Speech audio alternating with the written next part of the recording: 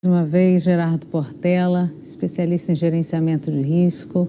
Estamos há 10 dias falando disso e ainda assim a gente se emociona com tudo que a gente escuta e se impressiona com tudo que a gente vê. Como a perda de vidas aí, especialmente as humanas, no caso, foi a parte mais devastadora, eu acho que de tudo que aconteceu. Gerardo, eu queria que a gente frisasse muito no ponto das sirenes, porque Sim. O presidente da Vale já disse que a sirene, o sistema de sirene, possivelmente foi engolfado aí pela lama. E na nota que eles enviaram de esclarecimento ontem, eles falam que o sistema de alerta sonoro é acionado manualmente a partir de um centro de controle de emergências e comunicação. Duas coisas, é comum ser um acionamento manual. Dois, há um ponto errado aí a partir do momento que a lama engolfa o sistema de acionamento de alarme, não? Cecília, o acionamento manual é sim comum nesse tipo de alerta. Por quê? Quando você emite um alerta desse, você cria também situações de risco. Então, um sistema totalmente automático, ele precisa ter alguma monitoração para impedir que um alarme falso, que também perde a credibilidade do alarme. Mas, geralmente, esse alarme é acionado manualmente dentro de uma sala de controle, onde você tem outros alarmes automáticos que fazem aquilo que a gente chama de antecipatórios, né? São sinais antecipatórios. Então, ele detecta sinais antecipatórios, a automação, e aí aquele que está ali na sala de controle o tempo todo, ele está sempre preocupado, preciso ou não acionar o alarme. Então, se a sala de controle já foi tomada, então é porque a localização dela não era boa. Mas mesmo que tivesse tocado o alarme e destruído, já seria um ganho, porque todo ser humano tem uma certa demora para reconhecer a gravidade da emergência, mesmo um profissional. Então, a gente tem relatos aí de sobreviventes que falaram que pensaram que era um estouro de pneu grande, né?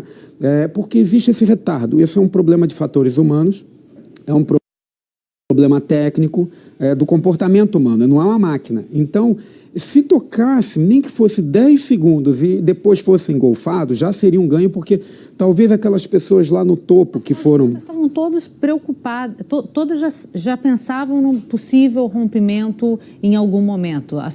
Tinham casais que tinham planos de rota de fuga já. Sim, a rota de fuga ela tem que ser prevista em projeto. Agora, o operador de sala de controle, ele está o tempo todo monitorando para tomar a decisão. Se aquele alarme entra, em 10 segundos, pelo menos, as pessoas já vão reagir e conseguir escapar. Aqueles carros lá poderiam ter tido uma antecipação de reação, né? Ou seja, agora, se a sirene tivesse tocado, nem que fosse um pouco, a gente teria... Algumas vidas poderiam ter sido salvas. A investigação é que vai confirmar isso. E a questão conceitual do sistema. O sistema de segurança, ele trabalha com dois conceitos. Tem que haver redundância, e essa redundância tem que ser independente. Então, por exemplo, uma bomba de incêndio, você faz uma reserva independente. Um gerador elétrico, você faz uma reserva independente. E sirenes não são diferentes. Você cria uma no fluxo mais provável e outras do outro fluxo menos provável. Se uma tocar, o fluxo foi pela outra. Se a outra for engolfada, então porque o potencial de dano era muito alto ali, né? Como a própria Vale já falou, né? Sim. Eu queria comentar com você também, Gerardo, a gente viu essas imagens que saíram agora sexta-feira, né, do momento do desabamento, o momento exato do desabamento ali da barragem e também essas imagens da lama que avança. E uma das curiosidades que a gente viu, que não está nessa imagem, está na outra, do desabamento em si, são as pessoas que estavam andando em cima da barragem. A Vale também, em nota, informou que é comum que pessoas andem em cima de barragens para fazer o trabalho de manutenção, de coleta de dados, que isso acontece em várias partes do mundo, e que aquelas pessoas, de fato, que estavam caminhando em cima da barragem, estavam ali fazendo a coleta de dados no momento. Mas as pessoas andam quando elas têm certeza de que não há risco algum, né? As atividades de risco, não só em barragens, mas outras instalações, elas são realmente de risco. Ou seja, quem está trabalhando lá, geralmente tem treinamento, está preparado porque realmente há risco. Mas as barreiras de engenharia são muitas. Não é um fator só que causa um acidente como esse, são vários. Então, vários erros foram cometidos para criar essa cadeia de eventos que causou isso. Aquelas pessoas estarem lá, realmente é possível você inspecionar equipamentos de risco, de alta tensão durante a operação, mas sempre com essas barreiras de segurança íntegras. É isso que a investigação vai procurar buscar. Que barreiras previstas em projetos anteriores, né, não funcionaram nesse projeto. E por quê? Foi uma falha de projeto, uma falha de manutenção. A investigação vai mergulhar fundo nessa questão, até porque tem muito material. Essa é uma imagem do século XXI. A gente tem uma câmera aí de alta definição que praticamente filmou o evento. Então você consegue ver onde ele começou, vai poder estudar a fundo se houve liquefação e outras questões. Pois é, a gente ouviu muito falar nessa questão da liquefação. Eu não sei o quanto que você consegue falar um pouquinho sobre isso, que a gente vê no início da imagem que desmorona ali ela desmorona a partir da base mesmo, né? E não do alto, né? E o que muita gente falou é que os dutos que estavam ali para drenar a água, que a gente via ali ainda na imagem, alguns dutos, eles poderiam não estar fazendo essa drenagem de forma adequada. A água infiltrou na areia e transformou praticamente... A areia, o dique, ele transformou o dique tudo em água. Perfeito. Eu vou tentar ser o menos técnico possível. Tá. É um problema de mecânica dos solos. Mas o fenômeno da liquefação é porque quando a terra está sólida, há atrito entre os grãos, entre as partículas. Mas na medida que a água vai entrando, esse atrito vai diminuindo e chega um ponto que as partículas ficam em suspensão, como se fosse um líquido já. Então foi esse o fenômeno que é chamado... a estrutura de contenção. Sim, ela começa a se desintegrar, porque ela não é mais sólida, né? Então isso seria um fenômeno na barragem. Agora, não podemos dizer que foi isso. A investigação é que vai dizer, mas o fenômeno de liquefação é isso, a desintegração, né, do próprio terreno, né, ele deixa de estar sólido para passar por um estado pastoso líquido. E aí ele não consegue mais resistir à pressão. Observe que é a parte de baixo, que é a parte que recebe a maior pressão. E liquefação foi o que aconteceu na Samarco. A questão lá na Samarco, a causa, a raiz em si, eu não sei se já está totalmente fechada, eu não tenho essa informação. Mas a liquefação é um fenômeno que ocorre em vários terrenos, em várias situações. Não é só aí na barragem. Mas o fato é que os investigadores têm material farto, tem imagens, tem documentos agora, até que causaram aí o chamamento de engenheiros para prestar conta a respeito desses laudos. Tem sobreviventes, então imagens. Então eu creio que os investigadores vão procurar tirar as melhores lições com o intuito de que isso não se repita. Não é só uma questão de punir, mas pensar que não adianta a gente sempre ter acidentes e sempre ter punição. O mais importante é não ter acidentes. Exatamente. Então, que as punições sirvam de lições, né? E a gente vê as outras barragens ali em Minas Gerais, a gente escuta sobre várias delas, a de Congonhas, que seria uma das maiores do país e que pode atingir toda a área histórica ali. Numa área de interesse. A próxima a Ouro Preto, enfim, todas com populações ali do lado, embaixo, e todos estão muito preocupados. Por mais que seja feita uma verificação, Gerardo, eu quero saber quanto tempo levaria para, de fato, você analisar todas essas barragens e garantir a segurança delas. É um trabalho muito difícil, né? É longo, é um trabalho longo, é trabalhoso. A gente sabe que tem problemas de fiscais, até de mão de obra, mas a gente tem que entender que acidentes como esses, eles ocorrem por uma sequência de falhas, né?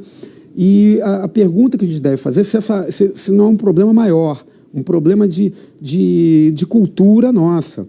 Porque quando a gente coloca na balança a questão econômica e financeira, ela é importante também. É desemprego, uma cidade que precisa de pessoas trabalhando. As pessoas estão preocupadas em Exato. Nesse momento. Então, isso é importante também. A gente precisa produzir riqueza, o país precisa disso. Mas, do outro lado, tem um limite, que é a segurança. Equilibrar isso é um pouco difícil, porque se o gestor é muito voltado para a parte econômica, ele tem medo da perda econômica. E se ele é mais técnico, ele tem a mais perda do acidente. Equilibrar isso é algo que talvez todos nós, né, a sociedade, as empresas, o governo, deveria tentar um esforço de melhoria da nossa cultura de segurança. Porque os acidentes estão se repetindo com uma certa frequência e não é só nessa área. Agora nós estamos falando sobre esse, mas temos outros. A gente fala de viaduto, a gente fala de Museu Nacional, a gente fala, enfim. Perfeito. E já, exatamente, a gente conversou algumas vezes aqui na Globo News já com você, e um ponto delicado é sempre sobre a questão de gestão de segurança no Brasil. Justamente muitos sobreviventes daí, desse desmoronamento, desse desabamento, dessa barragem, eles fizeram exatamente o contrário do que a Vale mandou eles fazerem. Esse é um ponto interessante. Muitos acidentes no mundo aconteceram e só sobreviveram aqueles que descumpriram. Mas por quê? É o aprendizado da engenharia, que às vezes é duro. Mas assim, não é para acontecer dessa forma. Tá? É para a gente saber as lições antes. Mas, eventualmente, acontece algo tão fora dos padrões que você tem que se reconstruir na hora da emergência. Então, há especialistas em gerenciamento de crise, que operam salas de controle, que eles precisam desenvolver essa capacidade de reconstruir e descobrir que aquela solução que está no papel não serve para o tamanho do problema que ele tem em mãos ali naquela hora. Então, isso pode acontecer. Mas, como eu disse, para uma barragem se romper dessa forma, causando perdas patrimoniais, perdas ambientais, perdas de imagem, imagine agora a palavra Brumadinho está associada a essa tragédia. Não mais a Inhotim, mas a essa tragédia. Pois é. E o pior de tudo, perdas de vidas humanas. Então, essas perdas todas, elas não são objeto da engenharia. Não é para isso que a engenharia existe. Há alguma coisa de errado no encadeamento de tarefas e o peso dado à segurança precisa ser corrigido. Ele precisa passar para um patamar mais elevado na nossa cultura como um todo, no dia a dia, nas organizações e no governo também. Gerardo, a previsão é de chuva para os próximos dias. A princípio, por enquanto, a previsão é aquilo, né? É uma previsão e pode ser que não aconteça, mas há possibilidade de chuva durante a semana ali naquela região, e a gente sabe que ainda tem a tal da barragem 6, a barragem de água, já inclusive chegou a disparar um alarme depois do acidente da barragem 1, com relação a essa barragem, por uma possível instabilidade. É claro que é isso, está num centro de controle, qualquer mudança agora, a primeira coisa vai ser soar esse alarme, né? Mas se chover, a gente pode ter que consequências para essa região e para essa barragem também? Nós vamos impactar, e a presença de chuvas fortes vai impactar a própria operação em andamento, talvez tenha que paralisar. A questão de contaminação ambiental é mais difícil você controlar, né? As coisas vão acontecer numa velocidade maior, o espalhamento aí dos contaminantes. E uma instabilidade pode ocorrer no remanescente, né, do que ficou. Porque você está inserindo água e você tem uma área aí que já está fora de todo o projeto original. Ela está ali desestruturada. Ela, aí com a elevação do peso, com a própria água, aí você tem aquele efeito que eu falei que vai perdendo o atrito, infiltração.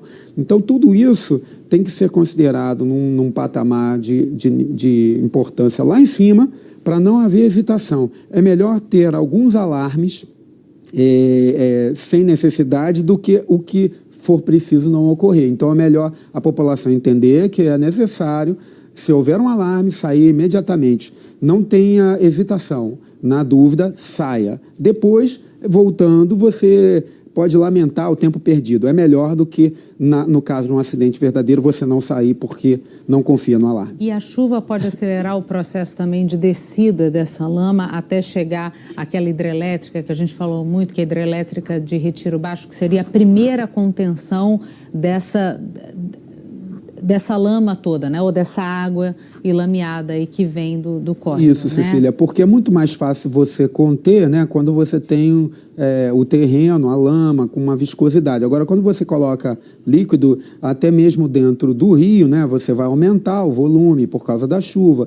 Tudo isso vai acelerar o processo. O que vai acontecer é que o relógio aí vai andar mais rápido em relação a essas contaminações todas. Eu acredito que esteja sendo feito o melhor para tentar evitar, mas o mais importante mesmo seria uma área de exclusão ou retirar as pessoas para que a gente não tenha perdas humanas. Porque perdas é garantido. A gente já sabe que nós tivemos aí as perdas humanas também, mas as perdas materiais elas podem se escalonar. As contaminações e os problemas, e o agravamento, geração elétrica.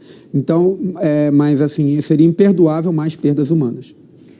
Gerardo, agradeço demais por todas as suas explicações e participação aqui com a gente. São dúvidas que surgem a todo momento e, como eu disse, a cada nova imagem que chega e a cobertura que continua, a gente segue muito impactado e querendo entender isso tudo. Então, agradeço mais uma vez a participação. Obrigado, Cecília. Aqui no domingo. Obrigada.